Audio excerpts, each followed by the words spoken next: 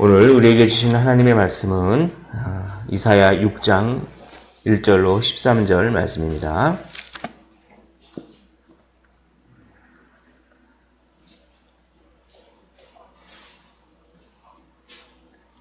이사야 6장 1절부터 13절 말씀입니다.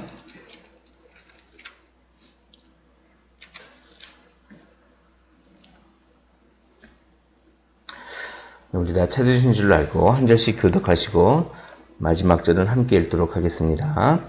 우시야 왕이 죽던 해에 내가 본즉 주께서 높이 들린 보좌에 앉으셨는데 그의 옷자락은 성전에 가득하였고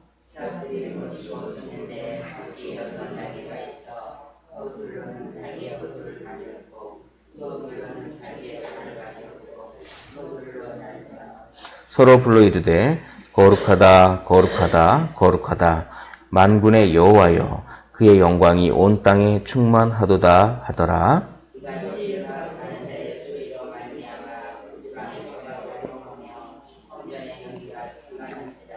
그때에 내가 말하되 화로다 나여 망하게 되었도다. 나는 입술이 부정한 사람이요 나는 입술이 부정한 백성 중에 거주하면서 만군의 여호와이신 왕을 배웠음이로다 하였더라.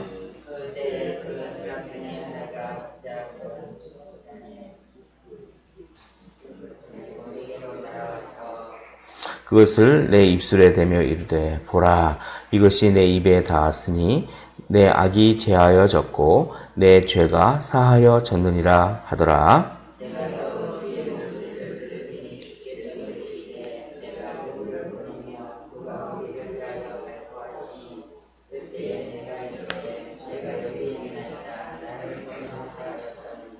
여호와께서 이르시되 가서 이 백성에게 이르기를 너희가 듣기는 들어도 깨닫지 못할 것이요 보기는 보아도 알지 못하리라 하여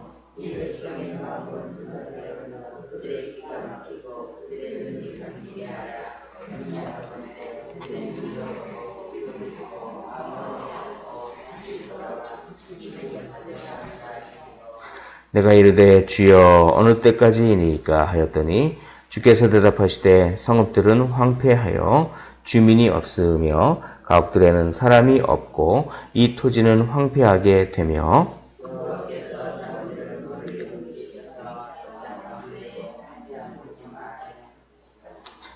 함께 읽겠습니다. 그 중에 10분의 1이 아직 남아 있을지라도 이것도 황폐하게 될 것이나 밤나무와 상수리나무가 배임을 당하여도 그 그루터기는 남아있는 것 같이 거룩한 씨가 이 땅의 그루터기니라 하시더라. 아멘. 오늘 이제 이사야 선지자가 선지자로서 소명을 받고 선지자로서 부르심을 받는 그런 장면입니다.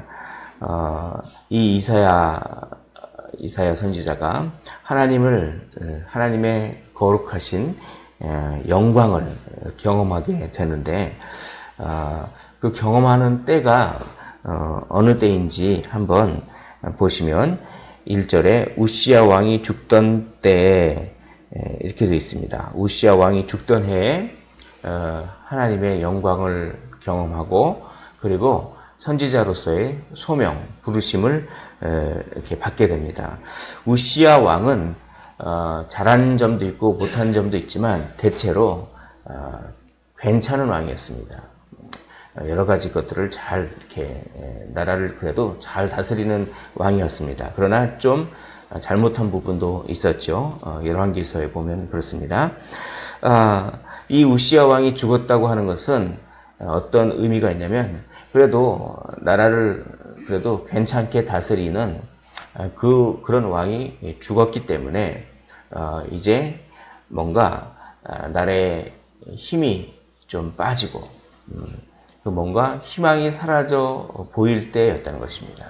자, 여기서 우리가 무엇을 알 수 있냐면 하나님께서는 희망이 사라져 보일 때 만나 주십니다.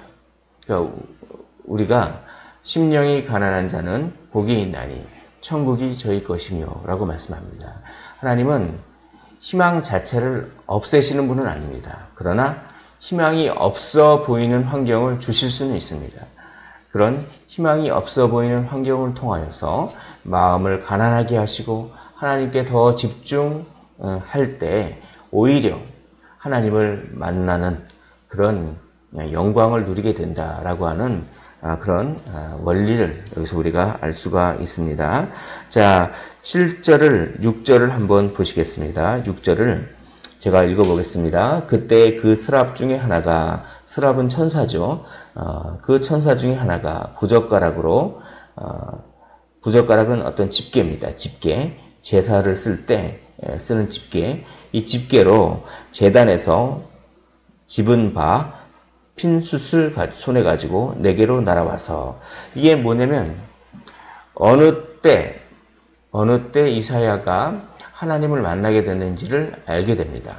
그러니까 여기 6절을 보면 제단이 있고 어떤 부젓가락이 나오고 숯이 나오고 라고 하는 걸로 봐서 이때 이사야는 제사를 드리고 있었습니다. 그러니까 뭡니까? 예배 드리는 것이죠. 자, 이 두 가지를 합쳐서 보면 어느 때 우리는 하나님의 영광을 경험하고 하나님을 만날 수가 있을까요? 희망이 사라져 보일 때 두 종류의 반응이 나옵니다. 아예 절망하는 사람이 있고, 오히려 희망이 없어 보이기 때문에 하나님께로 나와서 예배드리는 사람이 있습니다. 희망이 없어 보일 때 하나님께 나와서, 제단에 나와서 예배드리면, 전심을 다해서 예배드릴 때 그때 하나님은 자신의 영광을 보여주시고 만나주시면서 이렇게 말씀하시는 거죠. 희망이 사라지지 않았다라고 이렇게 이제 만나주시는 것입니다. 그 원리를 오늘 이렇게 우리가 알 수가 있습니다. 자, 근데 이 하나님의 영광이 얼마나 찬란한지를 이사야가 경험을 했습니다. 자, 보면은 2절에 보면은 스랍들이 모시고 섰는데 각기 6날개가 있어 그 둘로는 자기의 얼굴을 가리었고 그 둘로는 자기의 발을 가리었고 그 둘로는 날며 서로 불며 이르되 거룩하다 거룩하다 거룩하다 만군의 여호와여. 이렇게 이제 천사들이 하나님을 찬양하는 장면을 봅니다. 얼마나 하나님께서 영광스러운지 천사들이 6날개가 있었어요. 6날개가 있었는데 그 6날개로 뭡니까? 둘은 얼굴을 가렸고 그 나머지 둘은 발을 가렸고 나머지 둘로 이렇게 날갯짓을 하면서 날고 있는. 왜 얼굴과 발을 가렸을까요? 그것은 하나님이 너무나 위대하신 분이기 때문에 천사들조차도 하나님을 온전히 볼 수가 없습니다. 그래서 자기의 눈과 발을 가렸다라고 하는 것은, 눈과 발을 가렸다라고 하는 것은 전체를 가렸다라고 하는 어떤 그런 의미가 되겠죠. 그럴 정도로 하나님이 거룩하신 분입니다. 우리가 하나님을 경험하고 만날 때 하나님이 너무나 위대해서 차마 그 하나님을 바라보지 못할 정도로 하나님이 위대하고 그 하나님 앞에서 한없이 작아지는 우리 자신을 경험하면서 그러면서 우리가 우리 자신의 죄를 토해내고 회개하게 하는 이런 과정이 예배 가운데 마음이 가난한 자에게 하나님을 만날 때 일어나는 일들입니다. 그것을 이사야도 경험을 했습니다. 자, 그런 하나님을 볼 때 나의 죄를 회개하게 되는 것입니다. 자, 5절을 한 목소리로 한번 읽어보겠습니다. 5절입니다. 시작. 그때 내가 말하되 화로다 나여 망하게 되었도다. 나는 입술이 부정한 사람이요 나는 입술이 부정한 백성 중에 거주하면서 만군의 여호와이신 왕을 배웠음이로다 하였더라.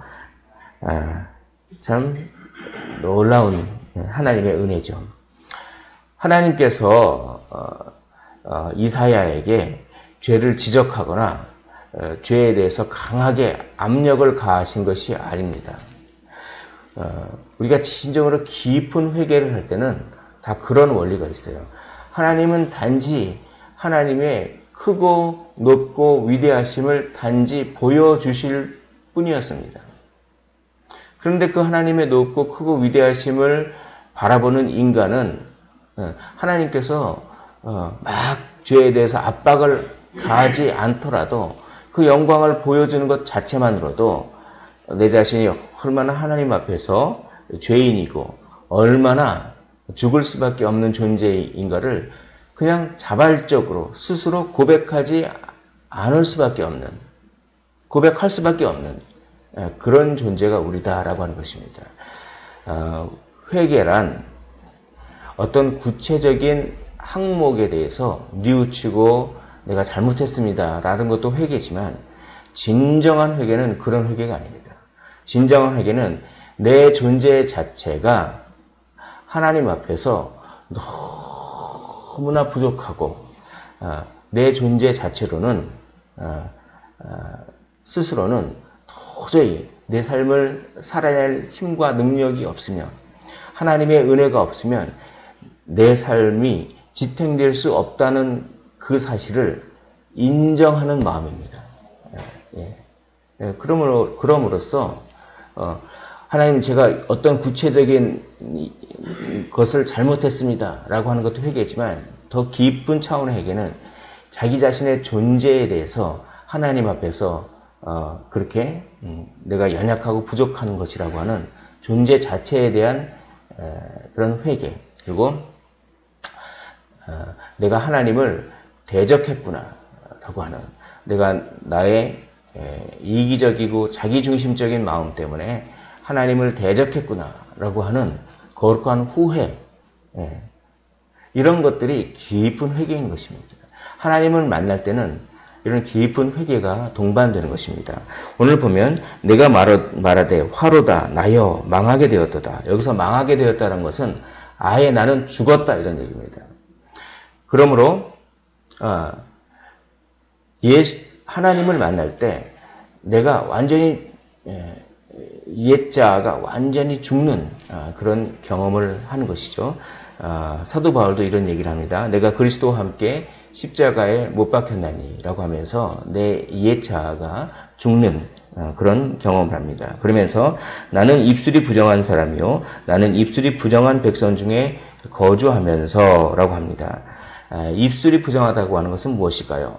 입술은 우리 주님께서 이렇게 말씀하셨습니다. 마음속에 가득한 것이 입으로 나온다 라고 하는 것입니다. 그래서 말하는 걸 보면 그 사람의 마음을 알 수가 있는 것입니다. 단지 말 자체가 문제가 아니라 그 말 속에 담겨 있는 그 사람의 영혼의 상태, 마음을 대변하는 것이 입술입니다. 그래서 화로다. 나는 입술이 부정한 사람이요. 이렇게 고백하는 것은 자기 마음이 너무나 부정한 것들로 가득 차 있습니다. 라고 고백하는, 내 마음의 중심이 정말 그렇게 부정한 것들로 가득 차 있습니다. 라고 하는 고백을 하는 것입니다. 그럴 때 하나님의 영광을 보고 그런 깊은 회개를 할 때 하나님께서 용서를 해주시는데, 그것은 뭐냐면 제단에서 숯을 가져와서 그걸 입술에 댑니다. 그건 뭡니까? 소독하는 거예요. 소독. 아주 뜨거운 숯으로 입술에다 갖다 대버립니다. 그건 뭐냐면 부정한 입술을 소독하는 거예요. 그건 우리의 마음을 깨끗하게 씻어주시는 그런 장면입니다. 그래서 죄 용서의 선포를 해주시죠. 7절을 보면 그것을 내 입술에 대며 이르되 보라 이것이 내 입에 닿았으니 내 악이 제하여졌고 내 죄가 사하여졌느니라 하더라. 아멘. 내 죄가 사하여졌다라고 하는 확신과 음성을 여기 계신 분들은 다 경험한 줄로 믿습니다. 이것이 우리에게 얼마나 위로와 해방감을 주는지 모르겠습니다. 하나님께 나아갈 때 내 죄가 다 사해졌다라고 하는 하나님의 그 법정에서의 선포죠. 무죄를 선고하노라 하고 땅 땅 치면 뭡니까? 더 이상 이제 바꿀 수가 없어요. 우리는 무죄 선언받은 자라는 것입니다. 이게 얼마나 기쁘고 얼마나 정말 이 은혜로운지, 하나님께 대해서 이제 그 은혜를 갚으려고 하는 마음이, 그 자발성이 이렇게 생기는 것입니다. 구원을 진정으로 경험하고 구원에 대한 감격을 경험한 자는 그 안에 내가 이 구원을 받았으니 나도 조금이라도 하나님을 위해서 살겠다라고 하는 자발성이 생기는 것입니다. 이런 자발성을 통해서 내가 진정으로 회개했고 진정으로 구원받았는지를 점검할 수가 있는 거예요. 그렇게 이사야도 구원의 은혜를 경험하고 자발성이 생겨서 내가 하나님을 위해서 무엇이라도 조금이라도 하겠습니다 라고 하는 그런 마음이 생겼습니다. 8절에 보면 내가 또 주의 목소리를 들으니 주께서 이르시되 내가 누구를 보내며 누가 우리를 위하여 갈꼬 하시니 그때 내가 이르되 내가 여기 있나이다 나를 보내소서 하였더니 라고 하는 것입니다. 주의 목소리를 들으니, 주의 목소리가 아마 성부, 성자, 성령이겠죠. 성부, 성자, 성령, 그분을 거룩하다, 거룩하다, 거룩하다 3번 그렇게 했을 것입니다. 성부, 성자, 성령께서 대화를 하시는 거예요. 누가 우리의 심부름을 좀 해서 우리를 위하여 거룩한 일을, 사명을 감당할까. 그냥 대화를 나누고 계셨는데 이사야야 네가 좀 가라 라고 명령하시지도 않고 그냥 대화를 나누고 있었는데 먼저 이사야가 주님 제가 여기 있습니다 라고 손을 딱 드는 겁니다. 이건 뭡니까? 구원의 은혜에 내 죄가 사해졌다 라고 하는 그 죄 용서의 선포를 받은 자가 그냥 자원하는 마음으로 손을 드는 거예요. 주님 제가 여기 있습니다.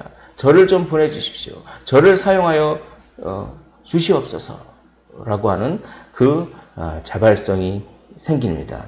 그런데 주의 일을 감당하면, 내가 자발적으로 주의 일을 감당하면 뭐 일이 잘 술술 풀릴 것 같지만 그렇지 않다는 것입니다. 오히려 주의 일을 감당할 때 열매가 보이지도 않고 어려움과 역경이 있을 것이다 라고 그것을 하나님께서 말씀하는 것입니다.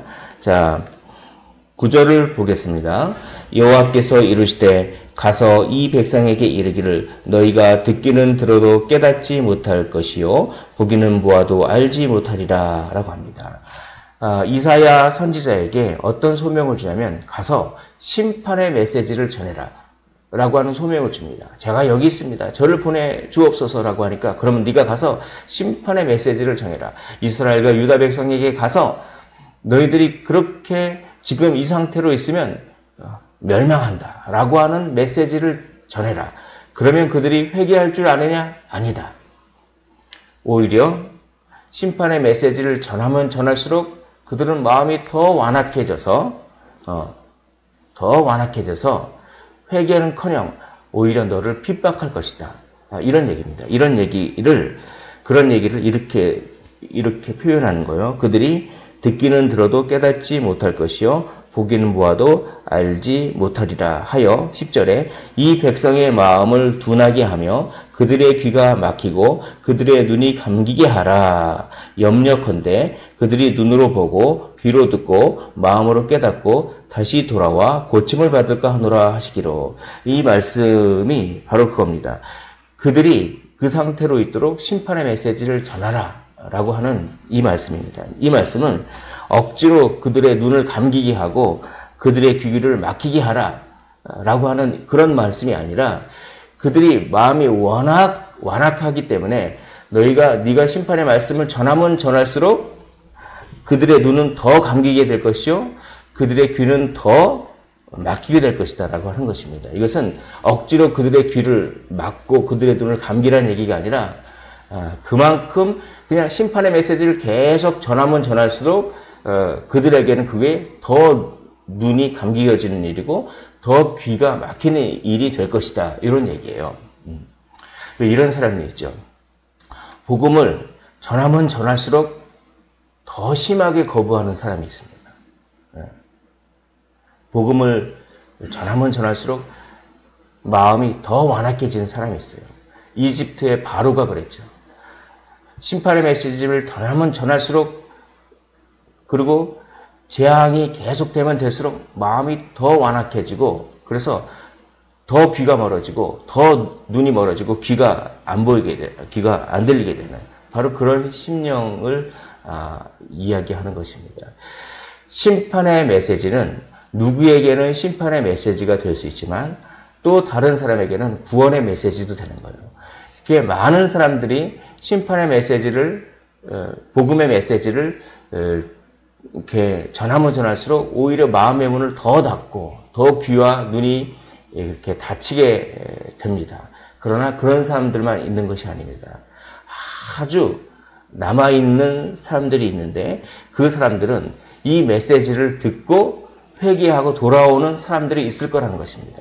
그런 사람들에게는 심판의 메시지가 구원의 메시지가 되는 것이죠. 동일한 메시지를 전하는데 어떤 사람에게는 그게 심판의 메시지가 되고 어떤 사람에게는 그게 구원의 메시지가 됩니다. 예수 그리스도를 믿으십시오. 예수 그리스도를 믿으면 여러분들이 영원한 삶을 살 수가 있는 것입니다. 라고 하는 이 메시지가 마음을 여는 사람에게는 구원의 메시지지만 마음을 열지 않는 사람에게는 심판의 메시지가 되는 것입니다. 내가 너에게 이렇게 메시지를 전해도 너희가 듣지 않았다라고 하는 것이 나중에 하늘 법정에서 증거물로 제출되는 거예요. 그러므로 누구에게는 심판의 메시지지만 누구에게는 복음의 메시지, 구원의 메시지가 되는 것입니다. 이렇게 남은 소수의 사람들을 사용하셔서 하나님은 하나님의 나라를 이루신다라고 이사야 선지자에게 말씀하는 것입니다. 우리 13절을 한 목소리로 읽어보겠습니다. 13절입니다. 시작. 그 중에 10분의 1이 아직 남아있을지라도 이것도 황폐하게 될 것이나 밤나무와 상수리나무가 배임을 당하여도 그 그루터기는 남아있는 것 같이 거룩한 씨가 이 땅에 그루터기니라 하시더라. 아멘.